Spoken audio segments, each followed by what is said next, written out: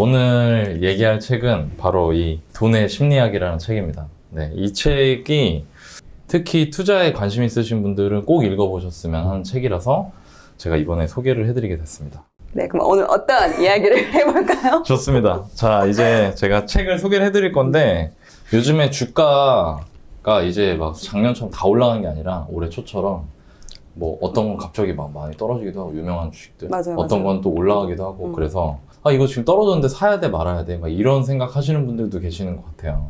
그분들한테 좀 도움이 될 만한 얘기라서 제가 소개를 한번 해드리겠습니다. 네. 읽어볼게요. 지난 20년간 금융업계는 최고 대학 출신의 가장 똑똑한 사람들을 무더기로 쓸어갔다. 그러나 금융공학이 우리를 더 나은 투자자로 만들어주었다는 증거가 하나라도 있을까? 나는 보지 못했다. 그 이유는 우리가 돈을 물리학과는 비슷하다고 생각하는 반면 심리학과는 비슷하지 않다고 여기기 때문이다. 그 결과 우리는 엉뚱한 방향, 즉 돈을 잃는 방향으로 행동하게 된다. 미국의 다우존스 시장을 한번 살펴보자.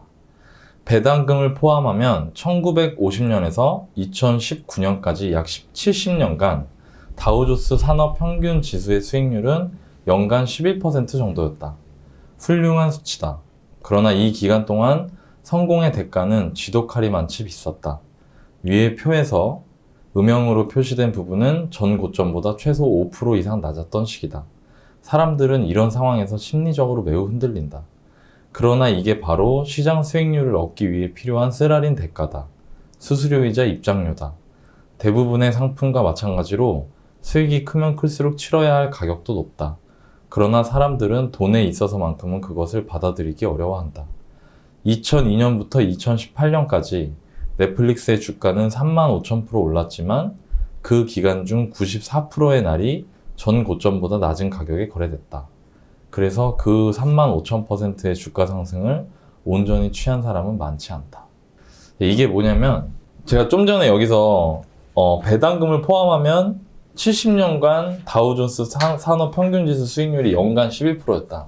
여러분들 요즘에 투자에 관심 많으신 분들 책도 읽고 영상도 보시고 하면서 막 이런 ETF나 이런 거 보실 때 연간 11% 평균 수익이 났다 이런 얘기를 많이 들으셨을 거예요. 네. 그러면서 이거 쉽네. 이거 완전 노다진데? 지금 은행에서 1% 주는데 여기다 그냥 돈 넣으면 되겠네 라고 생각하지만 그 기간 동안 계속 그 돈을 꾸준히 적립하거나 투자했던 금액을 빼지 않고 버티는 사람이 적지 않다는 거예요. 생각보다. 막 그런 얘기도 있잖아요. 돈 넣고 수면제 먹고 한숨 자고 일어나면 돈 돼 있다 이런 말. 근데 그걸 못하는 이유가 어려워서 그런 거거든요. 그게.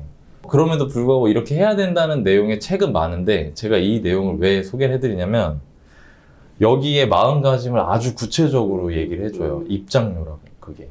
이거 수수료야. 이거 입장료야. 그렇게 생각하면 네가 주가가 흔들릴 때 버틸 수 있을 거야 라고 얘기를 해주는 거거든요.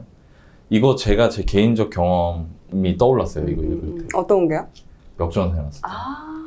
제가 참 재밌었던 게 2017년부터 전세가 슬슬 안 나가다가 2018년에 아예 안 나가. 그리고 2018년 하반기가 거의 피크였어요. 전세 안 나가는. 연재 투자 아시는 분들은 아시겠지만 매매가 있고 전세가 있으면 내가 이 전세 만기가 됐을 때 다른 임차인분이 들어오면서 이 전세금을 돌려주는 그렇죠, 시스템인데 그렇죠. 들어올 분이 안 계시니까 전세 가격이 낮아지는 거예요. 2억 5천에 전세 있던 게 2억 3천이 된 거죠. 그럼 제가 제 돈 2천만 원을 거의 더 넣어야 그렇죠. 되잖아요. 근데 그런 게 이제 여러 개가 되면은 이제 패닉이 오는 거거든요. 맞아요. 근데 되게 재밌는 거는 그때 당시에 투자 공부를 좀 많이 하셨던 분들은 이거 지금 시기를 잘 버티면 나중에 괜찮아질 거야 라는 걸 알고 있는 사람들 많았거든요. 근데 알고 있어도 되게 많이 물건을 이제 던졌다. 그때. 근데 그때 만약에 누군가가 이거 역전세 나는 거 당신이 이 자산으로 장기 수익률을 취하는 데 필요한 수수료야. 그런 거 없이 무조건 수익만 나는 시장은 없어. 라고 누군가 말해줬다면 그걸 조금 더 좀 다르게 볼 수 있지 않았을까. 저 얼마 전에 뉴스 봤는데 네이버, 카카오가 가격이 엄청 떨어지더라고요. 맞아요. 물론 카카오나 네이버에 대해서 분석이 철저하게 돼 있고 확신이 있는 분들에 한해서 그게 아닌 분들은 이 말이 통용되는 게 아니고 그런 분들은 지금쯤 한번 이 문구를 읽으면서 아 내가 이런 생각을 한번 해볼 필요가 있겠구나 라고 생각하시면 어떨까. 내가 장기적으로 성장하는 기업에 주식을 들고 있는데 필요한 수수료이자 입장료를 지금 내고 있구나. 그런 스탠스를 알려줘서 이거를 소개를 해드렸어요. 네. 누군가가 먼저 그걸 경험한 사람이 조언을 해주면 아 그렇게 될 수 있겠구나라고 그렇죠. 이제 믿고 가는데 그런 게 전혀 없는 상황에서는 흔들릴 수밖에 없을 네. 것 같아요. 왜냐면 이게 중간에 나중에는 오를 거야 이거를 어떻게 알아요. 맞아요. 계속 떨어지니까 여기서 더 떨어지기 전에 빨리 빠져나와야 되겠다 이런 생각이 드니까 아마 그런 게 있지 않았을까 싶어요. 노바나님 어떠세요? 이해하기 어려울 거예요. 이제 어렵죠. 왜 그러냐면 이제 많은 사람들이 되게 착각하는 게 뭐냐면 투자를 약간 물리학처럼 생각해요. 이 책에 나온 것처럼. 그러니까 물리학이라는 건 이런 거죠. 규칙 같은 거, 뭐 F는 MA 이런 것처럼 규칙이 있다는, 공식이 있다는 건데, 그리고 많은 분들이 저한테 이렇게 과학적으로 물어봐요. 너바나님 이거는 이렇고 저거 저렇죠? 라고 이거는 이런 뭐 입지가 좋으면 오르는 거고 이런 그런 건가요? 근데 이게 사실 케바케인 거거든요. 인생의 모든 것들은 사실 상황에 따라서 해결책이 다 다를 수 있어요. 그리고 이제 인생의 모든 문제를 수학으로 해결할 수 없는 것들이 있잖아요. 그래서 이제 우리가 인문학도 하고 심리학도 하고 이런 거잖아요. 그래서 투자 같은 경우도 사실은 수학적으로 접근하면 좀 힘들어진다. 뭐 GTX 이런 호재가 있으니까. 지금 뭐 서울은 무조건 이제 좋은 입지가 좋은 곳이니까 영원히 간다. 이런 식으로 본인이 잘못된 과학의 가설을 내세웠다가 만약에 하락장이 터지면 되게 힘들어질 수 있다는 거죠.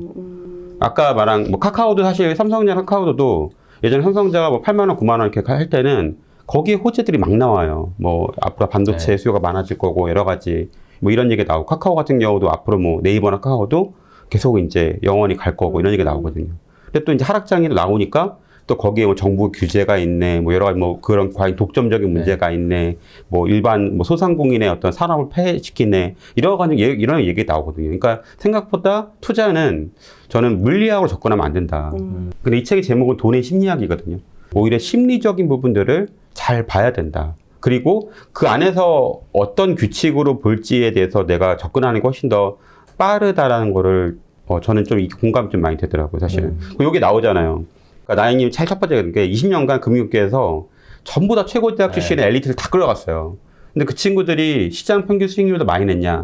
그렇지 않았다는 거예요. 네. 사실 이거는 뭐 똑똑하고 이런 문제가 아니라 얼마나 투자를 잘하려면 투자의 규칙을 잘하는 것보다 오히려 어떤 심리적인 부분, 돈이라는 게 어떻게 움직이고 돈을 대하는 사람의 마음가짐이 어떻게 바뀌는지에 대해서 좀 잘 알아가는 게 되게 중요하다. 이 책이 그런 부분을 굉장히 잘 나왔더라고요, 진짜. 네. 저도 그때 당시 너나이님 역전세 얘기하셨잖아요. 저도 2018년, 19년에 전부 다 역전세가 난 상황이었어요. 근데 다행히 그때 저도 이제 너바나님 같은 경우는 먼저 역전세 같은 걸 다 경험을 하셨고 그럴 때 어떻게 대처해야 된다라는 그런 방법들을 알려주셨기 때문에 처음에 투자할 때부터 한 지역에 몰아서 하지 않고 그리고 뭐 평형이나 그리고 만기 날짜를 분산을 다 시키고 그러니까 미리 이제 리스크를 대비할 수 있는 방법들을 미리 알려주셔서 그나마 그렇게 했기 때문에 그때 당시에 그 역전세 났을 때 정말 좋은 자산을 팔지 않고 끌고 가서 왜냐면 그 이후에 상당히 많이 또 급등을 한 상황이었기 때문에 만약에 그 당시에 제가 정말 불안해서 그런 어떤 방법도 모르는 상태에서 만약에 그런 것들을 던졌다면은 그 이후에 이루어졌었던 그런 좀 시세 차익이나 이런 부분은 전혀 제가 가져가지 못하는 상황이 됐을 수도 있었던 것 같아요. 사실 이게 재미있는 에피소드가 있는데 사실 투자분들이 저한테 카톡을 하거나 전화를 막 직접적으로 한 적은 많지는 않아요. 사실은. 어렵죠. 네, 그리고 이제 근데 이제 갑자기 전화가 와가지고 어떤 분이 그 아파트를 매도하려고 지금 부동산에 가 있는데 월박교 학생이 제가 볼 때는 좀 맞는 건지 잘 판단이 안 돼서 지금 매도하는 게. 네. 근데 이제 그분이 어떤 상황이었냐면 그 아파트를 2억 7천에 사서 전세를 2억 5천에 놨고 근데 그거를 부동산에서 이제 전세가 안 빠진 거야. 그러니까 이제 이거를 2억 9천에 팔려고 한 거야. 인테리어까지 다 했는데. 그래서 제가 이제 그걸 전화해가지고, 원래 제가 학생들 잘 전화 안 하는데 전화해가지고, 당장 나와라. 그래서 이제 결국에 안 팔았는데 그 집이 지금 거의 한 6억 5천 그래요. 지금 현재. 2억 7천에 산 게. 네. 근데 이제 그게 왜 그러냐면, 이게 왜 그런지 알아요, 사실은. 그러니까 많은 분들이 저한테 너바나님 저 여기 사도 될까요? 라고 하면은 네 사도 돼요 라고 얘기해요. 그럼 저는 싼 가격인 걸 알고 얘의 적정 가치는 얼마라는 거는 제 느낌으로는 그 있기 때문에 이제 그렇게 하라고 하는데 그게 사실은 언젠가 얼마가 되겠다는 건데 확신이 없잖아. 그쵸, 시기에 대한 그 물건에 대한 적정 가치를 판단하는 거가 사실 되게 어렵거든요. 훈련을 엄청 많이 해야 되고 오랫동안 경험을 해야 되고. 근데 그분은 그런 게 아니고 내가 전세 빼기도 힘들고 또 주변에서 막 여기가 뭐 난리 난다부터 해가지고 하니까 또 소장님이 지금 뭐 팔아야 된다, 뭐 전세가가 뭐 아까 말한 2억 이하로 떨어진 물건도 있고 막 이런 얘기를 나오니까 걱정이 되는 거지. 지금 투자하신 많은 불안한 분들이 이럴 거야, 아마. 맞아요. 내가 얘에 대해서 확신이 없는 거야. 맞아요. 누가 돈 벌었다고 하니까 나도 좀 벌어볼까? 라고 했는데 그런 부분들이 안 되면, 예. 사실은 저한테 진짜 그때 수도 없이 진짜 너번에 팔면 안 되냐고 진짜 저한테 실제로 그때 당시에 너와 저도 많이 엄청 많이 받았어요. 문의 많이 왔어요. 그래서 제가 갖고 있으라고 일단 갖고 있고 더 가정 괜찮을 거라고. 예, 근데 이게 참 어렵더라고요 사실은. 그러니까 이게 혼자서 판단하는 건 좀 어려운 것 같아요. 주변에 그런 거 상황들을 알고 있고 아니면 미리 경험했던 분들의 그런 작은 조언이 있어야지만이 그래도 좀 가능한데 그렇지 않은 경우는 좀 쉽지 않은 상황인 것 같긴 해요. 이게 지금이 너바님 얘기하신 것 같이 꼭 안 좋을 때는 안 좋은 얘기만 나오고 맞아요. 좋을 땐 좋은 얘기만 나와요. 근데 그게 이제 여기서 말하는 물리학이라는 거는 공식이 있어 보인다는 거야. 1 더하기 1은 2처럼 뭔가 정해진 법칙이 있고 우리는 그 법칙을 따라서 하면 항상 똑같은 답이 나올 거라고 생각을 하는데 실제로는 그거보다 내가 어떤 주변 상황에 휘둘리는 거에 의해서 사람들이 선택을 하고 그 선택이 잘못되는 경우가 많다는 얘기를 하는 거죠. 그리고 사람은 돈과 관련된 의사결정을 할 때 심리에 의해서 영향을 많이 받는구나를 알고 첫 번째. 두 번째로 그걸 알았으면 내가 지금까지 했던 행동이 심리학을 제대로 이해하고 한 행동인지 아닌지를 돌아보고 그리고 그게 아니었으면 결과가 좋지 않았으면 그걸 잘 복귀해 보자는 거고 복귀할 때 고통이 있을 거라는 거예요. 의사결정을 할 때. 왜냐면 사람들은 떨어지면 팔아버리잖아요. 그냥 떨어지면은 매도해버리고 그래서 좀 전에 영상 여기 나온 것처럼 실제로 장기적으로는 11% 올랐지만 항상 고통이 수반되는 거지. 내가 어제 산 가격보다 거래가가 낮은 게 100일 중에 94일인 거야. 근데 그걸 100일 중에 94일을 그 고통 속에 있어야 장기 11% 수익률을 받을 수 있다는 거죠. 야. 그러니까 그걸 이렇게 생각하자는 거지. 이건 입장료야. 내가 11%를 수익을 내기 위한. 역전세도 마찬가지예요. 그 역전세라는 거를 입장료라고 생각하고 그 구간을 넘어간 사람은 지금 아까 너한이 말씀하신 6억 5천 시세에 자산을 보유하고 있는 거잖아요. 근데 그때 당시에 그걸 고통이라고 생각해서 내 머리 심리가 내 감정이 시키는 대로 행동해버리면 그 남의 게 되는 거죠. 그게. 그러니까 그 얘기를 한 것 같아요. 부자가 될 수는 있지만 부자로 남는 거는 더 힘들다고 이야기를 하더라고요. 그런 것들이 좀 되게 저한테 와닿았던 부분도 있고 어떻게 보면 오히려 돈을 대하는 그 태도에 대해서 되게 중요성을 이야기한 부분이 있고 실제로 제가 최근에 차를 좀 바꾸고 싶었어요. 그 찰나에 이 책을 보면서 여기에 이제 어떤 내용이 있냐면 뭐 존경과 칭찬이 목표라면 그것을 추구하는 방법에 유의해야 한다. 배기량이 큰 차보다 겸손, 친절, 공감이 더 많은 존경을 가져다 줄 것이다. 이런 이야기가 나오면서 예전 그 생각을 떠올리면서 또 보여주는 거에 내가 또 지금 약간 그런 거에 또 신경 쓰고 있지 않나. 지금 불편함도 없는데 모닝 타는 거에 대해서. 코코님이 차를 바꿀 때마다 이런 책을 읽으니까. 얼마 전에 되게 재미있는 얘기를 들었는데 누가 그러더라고요. 그러니까 뭐 포르쉐나 벤츠를 타고 있는 내 모습은 나는 절대 못 본다는 거예요. 이 책이 나와요. 아, 그럼 이 책에 네. 나오는 거야? 그러니까 얼마 전에 보긴 봤네. 이 책이 나옵니다. 그러니까 그래서 되게 공감 많이 되더라고 사실은. 그게 다 자기만족이구나라고 생각이 들었고. 그렇죠. 이런 분들 많아요. 투자를 안 하자니 진짜 나만 안 하는 거. 그치. 투자하자니 잘못될까봐 무섭고. 이런 분들 되게 많거든요. 이런 분들한테 도움될 만한 문구가 네네. 있어서 요거를 소개해드리고 해설을 좀 해드리면 좋을 것 같아요. 네. 한번 읽어보겠습니다. 돈을 벌려면 리스크를 감수해야 한다. 그러나 리스크 때문에 망할 수 있다면 그 어떤 리스크도 감수할 가치가 없다. 부동산을 한번 생각해보자. 부동산 가격은 거의 해마다 상승하고 당신은 거의 매년 월급을 받을 것이다. 그러나 어떤 것이 맞을 확률이 95%이고 틀릴 확률이 5%라면 이것은 사는 동안 언젠가는 불리한 경우를 분명히 경험할 것이라는 뜻이다. 지난 10년간 미국의 집값은 30% 하락했다. 몇몇 기업은 채무를 변제하지 못했다. 이게 자본주의다. 확률이 낮더라도 이런 일이 종종 생기는 것이다. 그러나 이럴 때 높은 레버리지를 사용하는 사람들은 여기에 더해 이중으로 망할 위험이 있다. 이들은 파산할 뿐만 아니라 그 파산으로 인해 기회가 왔을 때 다시 게임에 참여할 기회까지 잃는다. 그래서 내 예상과 다르게 흘러갈 때를 항상 대비해야 한다. 계획에서 가장 중요한 부분은 계획이 계획대로 풀리지 않을 때를 대비한 계획이다. 그 어떤 종류의 계획이라도 현실과 맞닥뜨리는 순간 살아남는 것은 극히 소수다. 좋은 계획은 이 사실을 온전히 받아들이고 오류의 여지를 강조한다. 계획석의 구체적 요소들이 모두 맞아 떨어져야만 한다면 그만큼 경제생활은 위태롭다는 뜻이다. 안전마진이 필요하다. 안전마진은 생존 확률을 높임으로써 주어진 리스크 수준에서 성공 확률을 높이는 것이다. 안전마진이 넓다면 결과가 그리 우호적이지 않아도 여전히 유리한 고지에 설 수 있다. 내 집 마련 상담 제가 수도 없이 했잖아요. 그쵸. 제가 이 얘기하는 거거든요. 근데 제가 얼마 전에 그 어떤 그 댓글을 봤는데 네. 거기에 그런 말이 써 있는 거예요. 댓글 다 보네. 아니 그냥 우연 봤어. 상처받았네. 아니야. 그런 것도 기억이 납니다. 저 멀쩡해요 지금. 봤는데 어떤 문구가 있었냐면 되게 기억에 제가 보면서 약간 웃었는데 너네가 내 집 마련 하라 그래서 내가 내 집을 사긴 샀다. 근데 영끌에서 더 좋은 데 샀으면 거기가 더 많이 올랐는데 영끌 했어야 되는데 너무 후회된다. 그거 보면서 이런 생각이 들었죠. 아, 내가 할 일이 많구나, 일단. 그리고 사람들이, 이런 스탠스를 갖고 있구나, 여전히.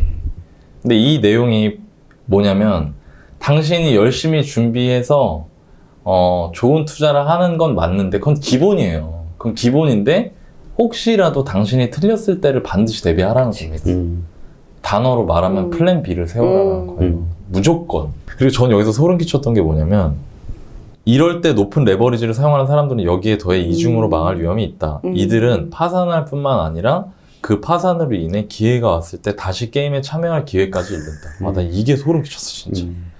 다음번에 기회가 왔을 때 그 기회를 내가 이전에 내 실패를 복귀하고 막 열심히 했어도 여기 참여를 할 수가 없는 거예요. 돈이 없으니까. 돈이 없으니까. 그리고 마지막으로 부동산이 이게 진짜 큰 게 부동산은 이게 한 사이클이 길잖아요. 2007년도, 2008년도에 잘못했다가 내가 그거를 내 순자산이 깡통이 됐어. 마이너스가 됐어. 그리고 대출만 남았어. 예를 들어서 뭐 1억 들고 6억짜리 집을 샀는데 그게 6억짜리 집이 4억이 됐어요. 그럼 나는 순자산이 마이너스 1억이 되는 그렇죠. 거잖아요. 대출 5억은 그대로 남아있는 거니까. 그 상태에서 멘탈이 내가 엄청 힘들어져 그 자산을 팔고 마이너스 1억 부채를 열심히 갚아. 그러는 동안 2015년, 16년, 17년 이 시기가 지나가는 거예요. 그거 갚는 동안. 그러니까 그런 분들이 생각보다 많다는 거죠. 그러니까 왜 영끌하지 말라고 하는지를 여기 설명을 해줘서 그 영끌하지 말라는 건 여러분들이 플랜 B를 항상 세우시라는 관점에서 말씀을 드리는 거고 이거는 반드시 여러분들이 꼭 배워가셨으면 좋겠다. 이 얘기는, 원리는. 그런 마음으로 소개해드렸습니다. 네. 코크님 이거 보면서 느낌이 어땠어요? 저는 예전에 작년에 이제 지방 투자를 할 때 이런 비슷한 일이 있었는데 제가 A 지역을 이제 매수를 하기로 했는데 이 A 지역의 그 잔금이 좀 길었어요. 예를 들어 한 7개월 후에 있는 거였는데 근데 가격 자체가 너무 저렴하고 괜찮다는 생각이 들어서 매수를 했어요. 근데 이제 아직 잔금이 남았으니까. 근데 그 기간 동안 또 이제 임장을 열심히 다니고 하면서 보면 좋은 물건을 보게 되잖아요. 그때 지역 분석하고 갔는데 또 너무 괜찮은 물건이 있는 거예요. 항상 인생은 이래. 잔금 잔금은 항상 이런 일이 생겨. 항상 인생은 이래. 이거 너무 괜찮다. 이거 가격이 지금 너무 싼데? 그런 확신이 좀 들어서 이게 언제 오를지는 우린 모르잖아요. 언제 얼마나 오를지 모르지만 지금 현재 지금 가격이 다른 입지에 비해서 가격이 지금 싸다는 건 알고 있으니까 이걸 사야겠다고 이제 작업을 이렇게 어느 정도 이제 협상을 하고 있는 상황인데 잔금이 내가 첫 번째 계약했던 거랑 7개월 후에 그 잔금이 겹쳐서 이걸 너무 사고 싶은데 이거를 사버리면 혹시라도 이게 이제 잔금 뭐 사고가 난다거나 전세가 안 맞춰진다거나 그러면 이게 제가 두 건을 한꺼번에 그거를 감당할 수가 없게 될 테니까 고민을 했죠. 이것도 같이 한번 걸어볼까? 한번 승부 걸어봐. 왜냐면 지금 시장이 너무 좋으니까 그때는 또 괜찮아질 것 같은데 그런 쓸데없는 그런 게 있었는데 결과적으로는 제가 B 지역에 있는 그거를 매수를 포기를 하고 왜냐면 그 7개월 잔금 때까지 제가 계속 밤잠을 못 이룰 것 같은 거예요. 왜냐면 투자라는 것도 어느 정도 내 생활과 하나가 돼야 되는 부분인데 이걸 투자하면은 물론 후회할 수는 있을 것 같아요. 추후에 이게 많이 올라서 이걸 놓친 거에 대해서 후회할 수는 있겠지만 근데 이게 만약에 잘못되면은 그때는 정말 내가 그동안에 해왔던 거를 좀 흔들어 버릴 수 있는 그런 상황이 될 수도 있으니까 오히려 내 욕심을 좀 내려놓고 좀 마음 편한 투자를 하자라는 생각이 들어서 물론 결과적으로 봤을 때는 그 지역도 당연히 더 많이 오르고 했지만 저는 지금 만약에 다시 돌아간다고 해도 똑같은 결정을 하지 않을까라는 생각이 들어요. 왜냐면 오를지 언제 오를지 그런 건 잘 모르는 거니까 미래에 대해서는. 그래서 이런 부분이 좀 와닿았던 것 같아요. 호크님 얘기가 그러니까 여러 가지를 이 방송 들으신 분한테 할 수 있는 부분인 것 같아요. 맞아요. 저 잘 배웠죠? 예, 그래도 많이 흐뭇했어요, 약간. 잘 가르친 보람이 있구나, 이제. 6년 만에 깨달았구나, 이제. 이 정도면 그거를. 해야지. 그래. 초등학교 초등학교 3년인데. 그럼 여기서 지금 몇 년째인데. 그러니까. 저기 풀도 잘하고 있는데, 지금 풀도 지금. 하수분들은요, 투자를 잘 모르는 분들은 희망회로를 돌려요. 그러니까 아까 너나님 얘기한 그분을 너나님 보는 관점은 뭐냐면 점쟁이인 줄 안 거지. 그렇지. A와 B 중에 어떤 게 더 좋아? 네. 어떤 게 더 많이 올라? 라고 한 거를 너나님은 얘는 오를 것 같은데 리스크가 적은 거를 보내줬던 거고 그 사람이 했던 거는 많이 오를 수 있지만 리스크가 큰 거였을 거야. 내가 볼 때는. 그렇죠. 로우 리스크 미들 리턴 할 수 있는 물건을 보내준 건데 결과적으로는 그분은 너나님을 점쟁이로 봤기 때문에 그러니까 많은 분들이 투자자를 점쟁이로 알더라고. 근데 사실은 그런 거는 사실 용한 점집 가서 보시는 게 그렇죠. 오히려 그렇죠. 난 건데 내 리스크를 최소화한 상태에서 최대의 수익을 내는 사람을 그러니까 이 투자자인 거야 사실은. 그러니까 코코님 말한 것처럼 둘 다 결과도 잘 될 수도 있지만 안 될 경우도 있잖아. 네네. 아니, 사실은 제가 코코님한테 왜 그렇게 가르쳤냐면은 제가 몇 번 그랬거든. 욕심내다가 막 네. 진짜 막 역전세도 막 1억씩 먹고 막 그랬어요. 하나가 1억인 거야, 하나가. 다 합쳐 아니고? 다 합쳐가 하나가. 그 해에 리스크 대비를 많이 했지. 네. 많이 하긴 했는데. 근데 이게 사실 많은 사람들이 근데 이런 것들을 실제 겪어보잖아. 그러면은 잠이 안 와, 진짜. 근데 자동 미라클 모닝이야. 책 이거 읽을 필요 없어. 카톡 이런 거 할 필요 없다. 알람 그냥 1시 50분 했는데 90분에 깨. 막 이런 미라클 모닝. 왜냐면 이거 어떻게 사실 내가 할 수가 없잖아. 사실 데뷔를 못했으니까. 너무너무 힘든 거야, 사실. 너무너무. 그리고 아까 호크님 얘기대로 내가 만약에 이제 그런 것들의 일상이 그렇잖아. 그럼 내가 어떻게 그렇죠. 살아? 어떻게 살아요? 또 직장도 다니고 직장 다녀야 있으니까. 되고 가정도 꾸려야 되고 애들도 있는데 계속 이제 힘든 거야. 내 마음이 힘드니까 그 힘듦이 또 주변에 또 영향을 미치는 거야. 맞아요. 그래서 그런 거 하지 말라고. 편한 거. 그러니까 이거 되게 중요한 거야, 사실은. 네, 맞아요. 그러니까 많은 분들이 희망회를 돌려요. 그럼 절대 안 돼. 고수들은 리스크 관리를 먼저 생각해요. 그러니까 내가 어떤 경우든 얘는 탈이 안 난다 라는 리스크 관리를 해보고 괜찮아. 내가 솔루션 할 수 있어. 라고 하면 그때 희망회를 돌리는 거예요. 근데 많은 분들이 희망회만 돌렸다가 막상 그게 뜻대로 안 되니까 빅쇼트인가? 네. 거기 나오잖아요. 내가 뭔가를 몰라서 투자에 실패하는 게 아니라고. 모르는 거를 잘 안다고 착각하니까 맞아요. 그때 정말 큰 실패가 오는 거라고. 근데 저는 지금 조금 많은 분들이 사실 부산시장도 되게 많이 계속 올랐잖아요. 그러니까 사람들이 너무 상승만 보는 건 아닌가? 너무 희망에만 돌리는 거 아닌가? 하는 걱정이 좀 되더라고 사실은. 그 한 깔딱고기 한 번 못 넘어가면 뒤가 없는 거예요. 이 책에 사실 제가 소개는 너무 길어서 소개는 안 해드렸는데 러시안 룰렛 얘기가 나와요. 러시안 룰렛이 뭐냐면 권총인데 탁 돌리는 거 있죠. 네. 총알 이렇게 한 발씩 집어넣는 거. 구멍이 6개, 총알 구멍이. 거기 총알 한 발을 딱 넣어요. 그리고 쫙 돌려. 장전을 딱 해서 가운데 놔요. 사람이 3명이에요. 돌아가면서 머리에 대고 쏘는 거예요. 근데 확률은 6분의 1밖에 안 되잖아요. 근데 그 게임 하는 게 정상이에요. 그러니까 그 게임에서 이긴 사람은 100억을 벌고 그쵸. 진 사람은 죽는 죽는 거야. 거지. 요즘 넷플릭스 유행하는 오징어 게임. 그런 거랑 비슷한 거지. 넷플릭스 오징어 게임이 486억인가 456억이에요. 그리고 한 명만 가져가잖아. 한 맞아요. 명만. 여기 그런 말이 나와요. 내 모든 걸 걸 만큼 가치 있는 건 없다. 서울 강남 아파트라도 내가 파산할 위험을 감수하면서까지 매수할 필요는 없다는 거예요. 그 말이. 이 말뜻을 이해하시는 걸 되게 어려워하시더라고요. 집값이 올라갈 확률이 90%고 떨어질 확률이 10%지만 떨어졌을 때 내가 죽어. 그러면 그건 하면 안 된다는 거지. 그게 이 내용의 핵심인 거고 너바나님하고 코크님 얘기하신 내용이 지금 다 그 얘기인 거예요. 그러니까 지금 특히나 막 영끌 매수나 이런 거를 고민하시는 분들은 이 얘기를 반드시 가슴속에다 새겨놓고 행동하셔야 된다. 그런 의미에서 이거를 소개를 해드렸어요. 처음에는 사실 이 책을 내용을 볼 때는 동의하지 못하는 부분도 많았어요. 근데 다 끝까지 읽고 나서는 되게 공감이 많이 되더라고요. 그리고 나중에 이제 아이한테 네가 만약에 투자에 관심이 있다면은 이 책 한번 읽어봐라 라고 할 정도로 굉장히 저한테는 좀 여러 가지로 느끼는 바가 많게 해준 그런 책이라고 생각이 들었어요.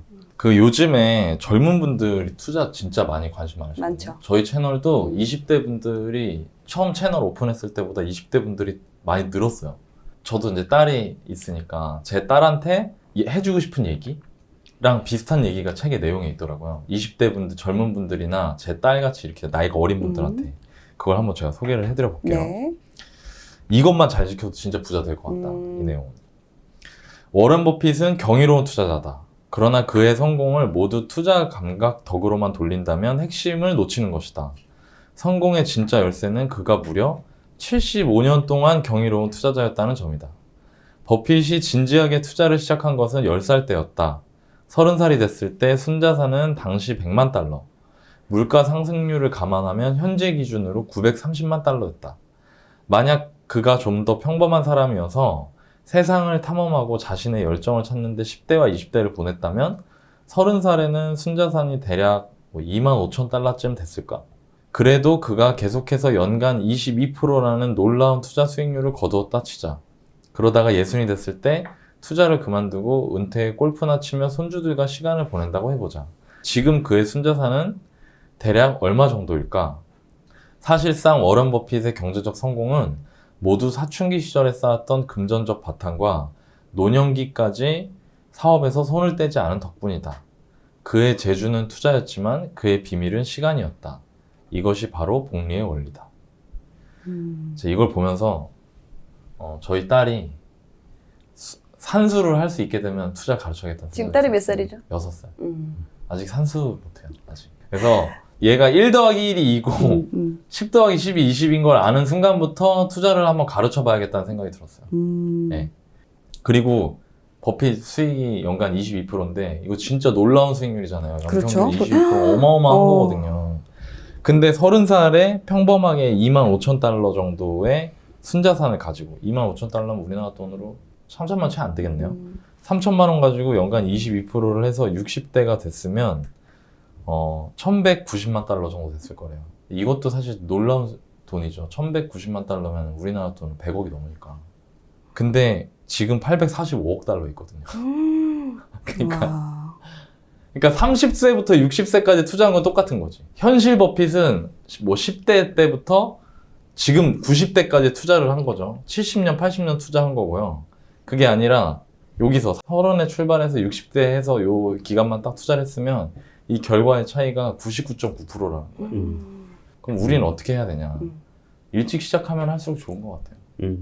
이 영상 보시는 분들 중에 아우 나는 벌써 40인데 이런 분들은 자녀들한테는 좀 일찍 시켜보시는 건 어떨까? 물론 그렇다고 해서 돈을 막 몇천억 벌려고 하는 건 아니잖아요, 우리가. 그러니까 어느 나이에 시작해도 저는 노후 준비에 필요한 돈 정도는 다 만들 수 있다고 생각을 해요. 근데 이걸 내가 이제 알았는데 나한테 적용하기 어렵다. 그럼 자녀분들한테 이런 내용을 소개해 줘 보시는 건 어떨까? 그런 생각이 들어서 이 내용을 한번 읽어봤습니다. 네. 그 사실 나인님이 얘기한 부분들을 조금 이제 정리하면은 사실 나인님이 얘기한 부분들 실제로 하는 분이 있어요. 그 르네상스 테크놀로지에 보면은 짐 사이먼스라고 지금 몇십 년간 수익률이 연간 60%가 넘는 분이에요. 맞아요. 네, 그분이 엄청나게, 그러니까 지금 최근 몇십 년간은 버핏보다 훨씬 더 수익이 많이 나신 분이에요. 근데 이분이, 그러니까 지금 그렇게 몇십 년을 해오셨는데 이분의 지금 자산은 버핏의 한 4분의 1 정도밖에 안 돼요. 네, 4분의 1, 5분의 1 정도밖에. 이게 무슨 얘기냐면 이거를 이 방송 들으시면 아셔야 돼요. 투자는 수익률보다 기간이 중요한 거예요. 이제 이 얘기가 왜 중요하냐. 제가 많은 분들이 이제 강의 들어오면은 이제 제가 인생 계획을 짜라고 해요. 네. 그러면은 많은 분들이 투자하면 5년 열심히 해서 너바나님 여기서 월반에서 5년 열심히 배우면 월반에서 자기 경제적 잘 달성할 수 있겠죠? 이런 얘기를 해요. 근데 되게 그런 얘기를 때마다 되게 착잡해요. 왜냐면 저는 투자를 시작하고 10년 동안의 하락장이었잖아요. 네. 그리고 지금 시작하신 분들도 좀 걱정돼. 지금 월부에서 2, 3년 전에 들어와서 10억 달성한 친구들 보면은 이 친구들이 하락장에서 버틸 수 있을까?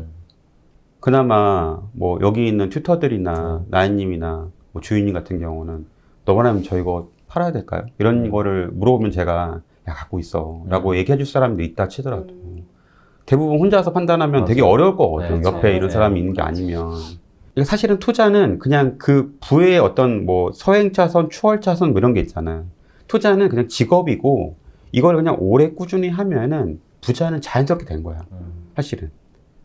근데 많은 분들이 이거를 되게 단기간 수익률을 높이려고 되게 노력을 하는데 사실 단기간 수익률이 오랫동안 높으려면 내 실력이 되게 중요한 거고. 근데 지금 이 시기에 있는 분들은 대부분 실력도 물론 있겠지만 사실은 지금 상승장이었다는 운이 굉장히 의미가 큰 거거든요, 사실은. 이 시간을 다시 말하면 인내거든. 인내.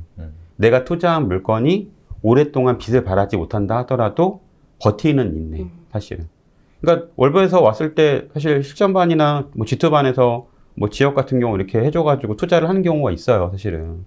근데 문제는 그 친구들이 2년, 3년 되면 다 버려요. 그쵸. 왜냐면, 1년 지났는데 안 올랐어. 서울 미친 듯이 올랐는데. 너무 하나 사기꾼 아니야? 왜냐면 인내를 못 하는 거야. 좋은 물건을 사는 건 살 수 있어요. 근데 얘가 언제 얼마큼 오르는지는 사실은 내 결정할 수 있는 부분이 아니에요. 그렇죠. 정말 오래 걸리면 대전처럼 한 7년, 8년 걸릴 수도 있어. 그래도 나는 싸게 샀기 때문에 확실하게 수익이 나는 거야. 부자 되기에 가장 좋은 방법은, 빠른 방법은 단시간에 부자 되려고 하면 안 돼요. 오히려 길게 봐야 돼. 내가 나인님이나 주윤님 같은 사람 보면서 느낀 건 뭐냐면 단기간에 결과를 내려고 하진 않아. 되게 느긋이 하면서 또 하나 중요한 게 꾸준히 집어넣더라고. 정말 해야 될 일들을. 그만해라 또. 명절 때도 나왔어. 이거 명절 추석 때도. 그만해라고. 야, 우리 이제 워라밸 중요하고. 근데 사실은 잘하는 사람들은 느긋이 봐요. 근데 많은 분들이 이런 부분들에 대해서 너무 잘 이렇게 힘들어 하더라고. 맞아요. 그게 너무 걱정돼, 사실은. 내가 이거 영상 보신 분들이 이 영상을 좀 많이 보셨으면 좋겠다. 이게 자본주의에서 이걸 아느냐 모르느냐가 너무 큰 차이니까 좀 생각을 다시 해보면 좋다. 그러니까 이 책이 참 이런 게 잘 돼 있더라고. 맞아요. 마인드셋 잡기가 좋아요. 근데 마인드셋 잡기도 좋은데 그냥 뜬금없는 소리가 아니라 되게 과학적으로 돼 있어. 맞아요. 과학적으로. 나 진짜 처음에는 이 책 보면서 흥 하고 봤거든. 한 50페이지 볼 때는. 근데 설명이 잘 돼 있어요. 끝에는 완전히 설득돼 있었어. 그러니까 저도 책 책 잘 읽으면서 골랐더라고. 제가 했던 투자 그동안 했던 그런 것들이 막 떠오르면서 이렇게 연결이 되는 거예요. 저도 2016년에 투자를 했는데 그게 계속 안 올랐거든요. 5년 동안 안 오르다가 2016년 투자한 게 2021년 상반기에 그때 이제 많이 급등을 올랐지. 많이 했는데 나 욕 많이 깼다. 아니에요. 거짓말. 그때 당시에 저뿐만 아니라 많은 주변의 동료들이 들어갔는데 맞아요. 실제적으로 지금까지 그걸 가지고 있는 사람은 별로 없었어요. 말씀하신 것처럼 다른 데 더 많이 오르는 데가 있는데 이걸 계속 가지고 간다는 게 너무 바보 같은 짓인 거죠. 저는 이제 그래도 계속 가져갔는데 그게 이제 5년 만에 다시 좀 시세가 좀 오르는 상황인데 그 또한 제가 좀 기다렸기 때문에 다행이다라는 생각이 좀 들더라고요. 저 아까 너반이 얘기해 주셨던 게 너무 공감 많이 되는 게 투자자라는 거를 직업으로 생각해야 되는 게 맞는 것 같아요. 어느 정도의 직업으로 생각해야 되냐면 1년, 2년 안에 막 포르쉐 뽑고 이런 게 아니고요. 회사에서 내가 일하는 것보다 조금 더 나은 정도의 직업. 예를 들어서 회사에서 내가 10년 일하면 뭐 연봉이 뭐 신입사원의 2배가 돼요. 근데 투자는 10년 일했을 때 내가 그 들인 시간이나 노력 대비 2배가 아니라 뭐 4배, 5배 정도 되는 요 정도라고 생각을 하고 해야 아까 코크님 같은 결과를 맞이할 수 있는 거예요. 제가 보기에는. 저는 요즘에 투자자로 성장하는 게 뭘까 그거에 대한 생각을 몇 번 해봤는데 투자자로 성장한다는 거는 내가 몰랐던 부분 혹은 내가 잘못 알고 있던 부분을 시장에 계속 남아서 붙어 있으면서 내 두 눈으로 확인하는 과정인 것 같아요. 그렇기 때문에 제가 이제 후배 투자자들한테 어떻게 조언하냐면은 당신이 할 수 있는 걸 해라. 당신이 할 수 있는 거는 열심히 노력하는 거다. 근데 되게 재밌는 건 어느 정도의 시간이 지나고 나서부터는 아무리 노력해도 알 수 없는 것들이 있더라고. 그러니까 내가 처음 초보예요. 그러면 엄청 노력을 해야만 알 수 있는 것들이 있어요. 그럼 그거를 먼저 해야 돼요. 그리고 그 시기가 지나면 내가 시간이 지나야만 알 수 있는 것들을 알게 돼요. 자연스럽게. 근데 사람들의 욕심은 어디서 문제가 생기냐면 시간이 지나야만 알 수 있는 거를 지금 당장 알고 싶어 하는 데서 문제가 생겨요. 그게 제가 얘기한 그런 부분들이에요. 그 나인님이 정확히 얘기해 주셨는데 사실은 그 이유가 있어요. 왜냐하면 투자는 지식이 필요한 게 아니야. 맞아요. 지혜가 필요한 거야. 맞아요. 정보가 필요한 게 아니야. 지혜가 필요한 거야, 사실은. 왜냐면 제가 분당 투자한 거 2009년인가 투자했는데 이게 올라간 게 한 7년, 8년 지나서 올랐어요, 사실은. 그리고 제가 되게 신기한 게 나인님한테 고기 괜찮다라고 얘기했는데 나인님이 샀어. 나인님 사고 바로 올랐어, 1년 만에. 아, 그런 경우 있더라고요. 제가 근데 중요한 거는 네. 어쨌든 내가 가치 그렇죠. 있는 물건을 오랫동안 갖고 있는 게 되게 중요하다는 거지. 맞아요. 그리고 그런 게 통해서 그런 오랜 시간들을 버티면 내가 어떤 어떤 결과를 갖게 되는지. 왜냐면 그게 지금 4억 넘게 올랐어요. 나는 이거 덕분에 다른 물건도 7년, 8년, 10년을 기다릴 수 있을 거야. 맞아요. 그렇게 그렇죠. 되더라고요. 아, 이거 소름 끼친다. 근데 이거는 어, 지식으로 진짜. 말할 수 없는 거야. 아. 그러니까 내가 아무리 코코님한테 코코님 괜찮을 거야 라고 해도 믿질 않아. 맞아요. 눈빛은 야 이놈아. 근데 이게 시간 지나면 다 알거든. 네. 물리학이 아니라 경험해야 되는 거니까. 아, 이게 딱 맞네. 네, 그래서 약간 그 빛을 약간 소름 돋았어 진짜. 네. 네, 그래서 약간 좀 이 방송 들으시는 분들이 그러니까 투자를 너무 지식으로 알려고 하는 것보다도 경험해야 돼요. 이 맞아요. 바닥에 오래 있으면서 훨씬 더 많이 깨닫게 돼요, 사실은. 맞아요. 아까 이 책에 처음 소개해드린 거에 나오잖아요. 20년 동안 하버드, 스탠퍼드, 예일 나온 애들 싹 다 끌어갔다고. 우리나라도 마찬가지예요. 그렇죠. 근데 거기에서 투자 결과가 잔뼈 굵은 개인 투자자보다 못해요. 그러니까 이게 뭔가 있다는 거예요. 근데 자꾸만 초보자분들이 이런 식으로 접근하려고 하는 분들이 많아요. 그리고 이거 제가 그냥 좀 솔직히 얘기하면 그러니까 흔히 말해서 똑똑한 분들이 더 그런 경향이 강해요. 근데 그거 투자로 돈 버는 건 제가 보기에 완전 다른 문제거든요. 제 부동산 가서 처음 되게 충격받았던 게 평촌 임장 갔을 때였는데 그냥 진짜 아줌마예요. 정말. 우리 어머니 뻘 되는. 그 겨울이었는데 겨울에 왜 이 슬리퍼 털 달린 슬리퍼 아세요? 앞에 막힌 거. 어그부츠. 어그부츠 그치? 근데 옛날 어그부츠. 어머니들 쓰시는 플라스틱으로 되어 있는 주방에서 쓰는 주방에서 어그부츠 신는 같은 같은 거, 거. 앞에 막혀 있는 거. 그거를 신고 머리가 뽀글뽀글 하신 분이 앉아 계시고 그분이 차에서 잠깐만요 하면서 차에서 뭘 가져오는데 내가 눈을 의심한 게 타일 쪼개는 걸 가지고 오시는 거야. 타일 트렁크에. 절단기? 뭐지 이거? 그랬는데 그분이 50채 이상을 가지고 계신 분이었어요. 그걸 다 관리를 하시는? 관리를 하시는. 코코님 또 언제 가가지고 또 머리 못 가가지고. 아니 근데 나는 되게 놀란 게 그분이 쓰시는 말투라든가 이런 게 흔히 얘기하는 인텔리 느낌은 아니었거든요. 근데 물론 그렇다고 그분이 되게 막 그런 경박하거나 그런 게 아니고요. 그냥 진짜 정말 평범한 어머니셨어요, 그냥. 근데 그분이 되게 얘기를 해주시는데 1988년도부터 투자하셨대요. 그때 제가 그 얘기를 했었거든요. 제가 그때 전세 안 나와서 전단지 돌리고 있었는데 전단지 돌리는데 저한테 얘기를 해주시더라고요. 지금 초보예요? 그러고 네. 그러니까 그러면 그거 해야 돼. 그러시더라고요. 그래갖고 제가 이분 뭐지? 했는데 하다가 그분이 제가 딱해 보이는지 이런저런 얘기를 해주셨어요. 나 1988년도부터 했어. 그때 제가 많이 충격받았죠. 왜냐면 저는 그때 초보자라서 이런 아까 좀 전에 얘기한 하버드, 예일 이런 애들이 저같이 넥타이하고 사무실에 앉아가지고 막 해서 막 차트 쫙 그리고 막 자기들끼리 막 이거 하고 막 하이파이브 하는 영화에 나오는 거 있죠? 나 그렇게 돈 버는 줄 알았거든. 그게 아니더라고, 현실은.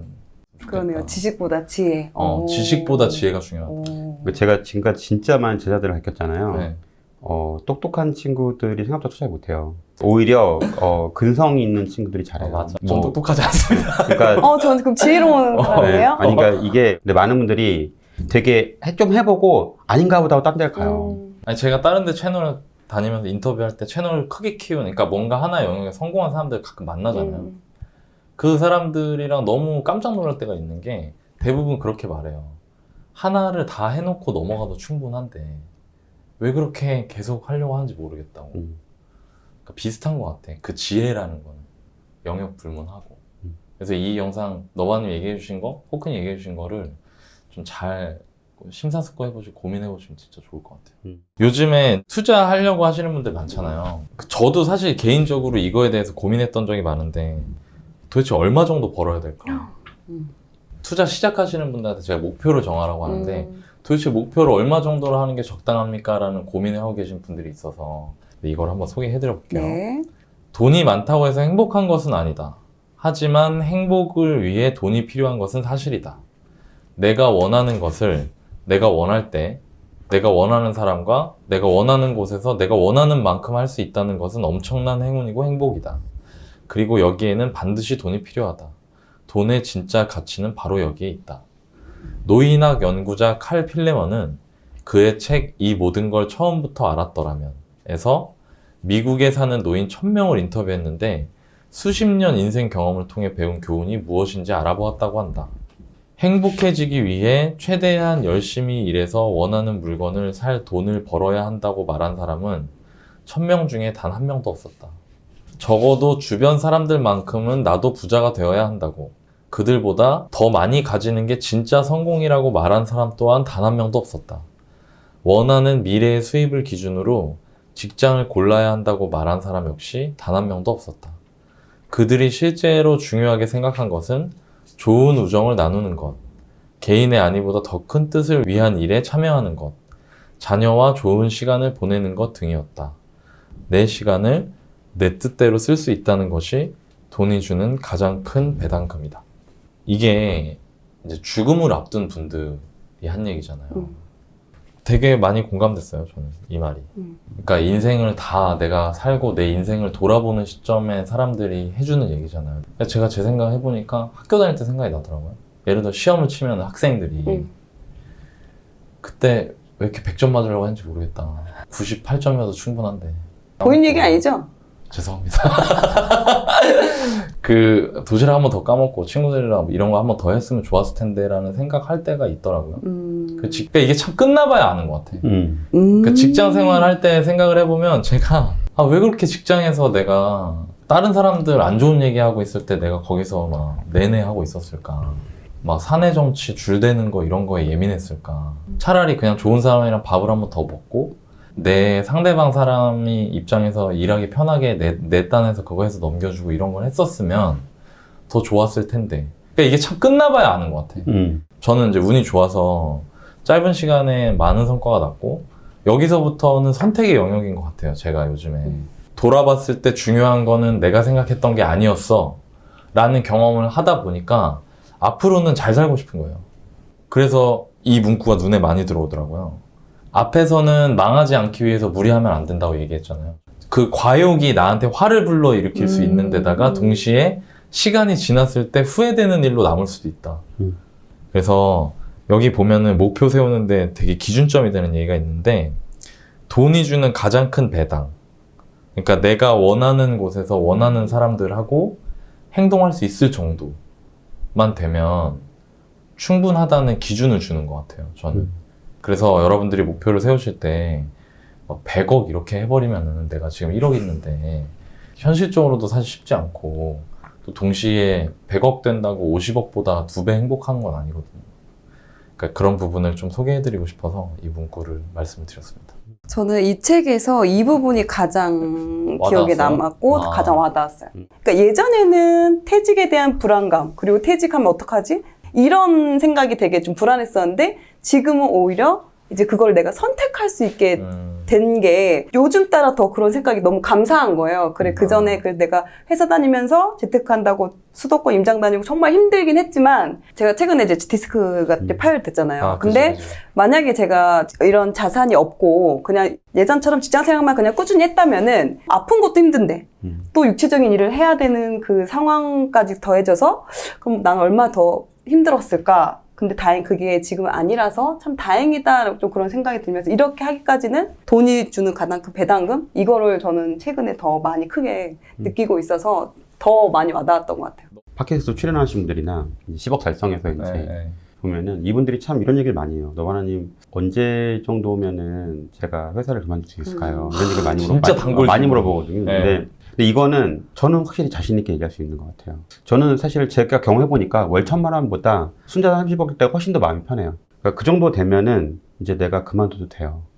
근데 많은 분들이 되게 안타까운 게 뭐냐면 되게 그렇게 안전지대에 빠져 있어요. 맞아요. 그런 되게 대기업이나 네. 공무원이나 공기업들.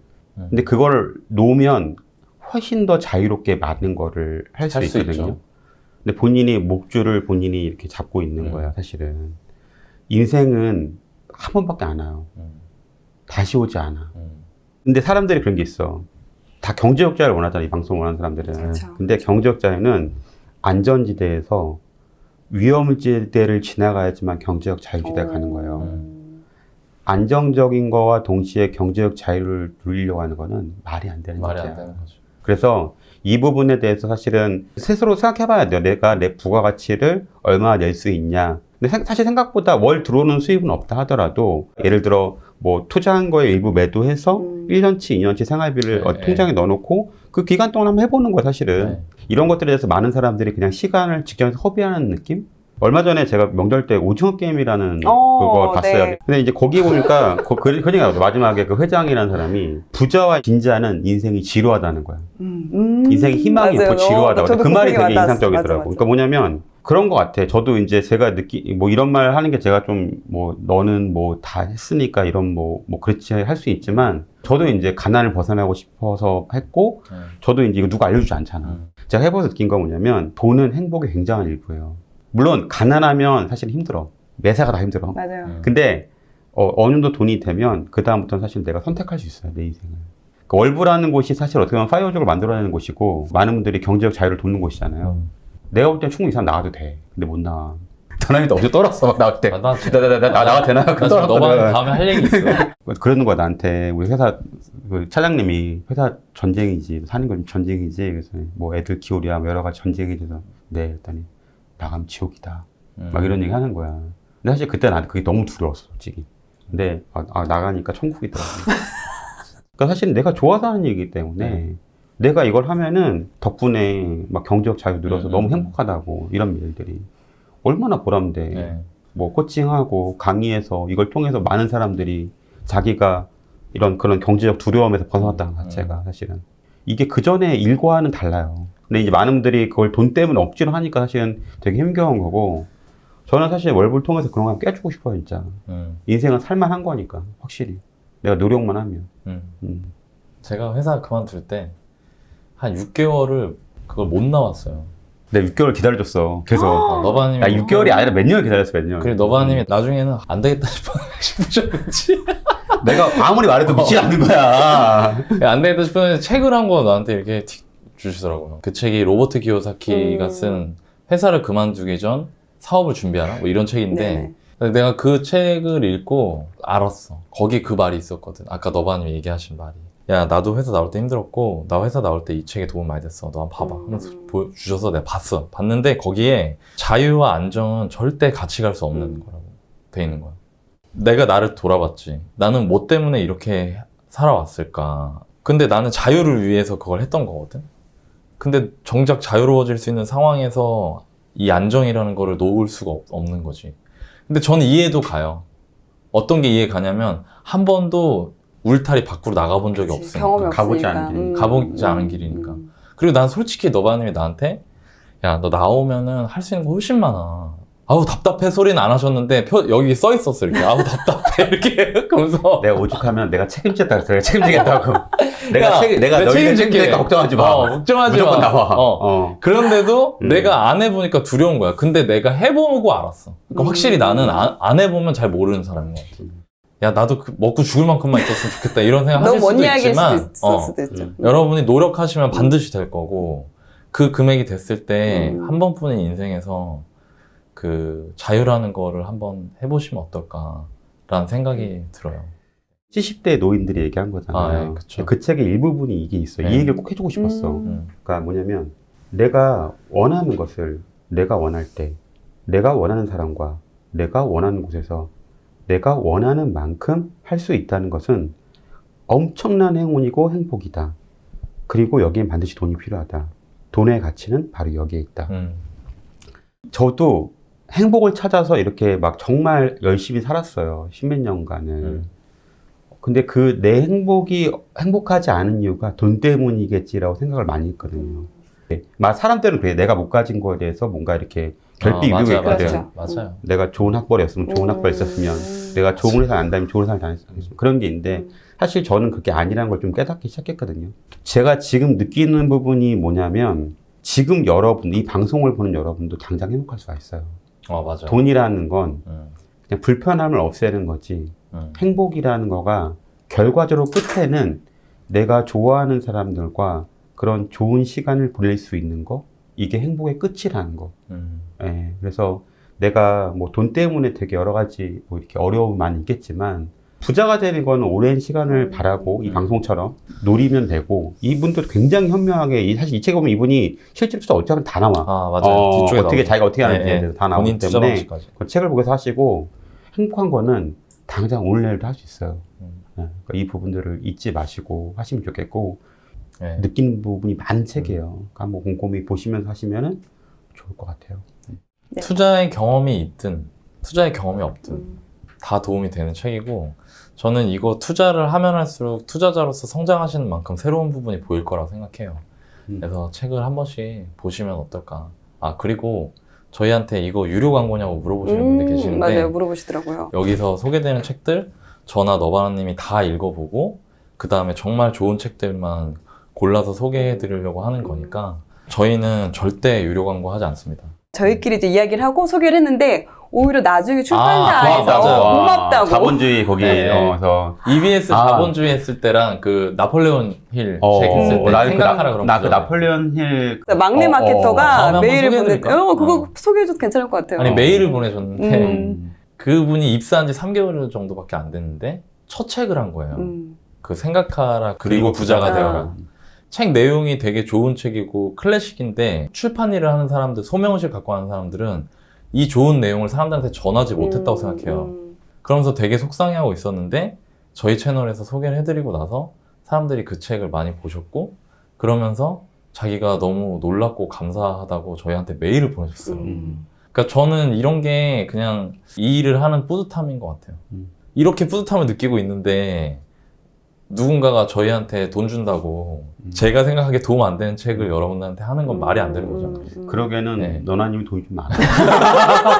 좀 많이 줘야 돼. 그러네. 좀 요거를 집이나 차를 줘야 돼, 너나님은. 금액을 좀 이렇게 크게. 저는 그 거리 넘어간 사람이 아니야, 저 사람은. 마케터 분이 하신 말씀 중에 본인이 해서 이게 지금 좋은 내용을 알리질 못해서 나는 이거에 대해서 재능이 없나? 그래. 내가 이게 재능이 없나 해서 자기 일에 대해서 다시 한번 되게 곰곰하게 되게 좀 생각을 하고 있는 상황이었던 찰나에 그게 딱 이렇게 돼가지고 너무 기분 좋았다고, 맞아요. 감사하다고 맞아요. 고맙다고. 네. 항상 좋은 책을 여러분들께 실제로 도움이 되는 책을 소개해드리기 위해서 노력을 할 거고요. 유명한 책이든 유명한 책이 아니든 큰 출판사든 작은 출판사든 그런 거 상관없이 내용 하나만 보고 소개해드리겠습니다. 네.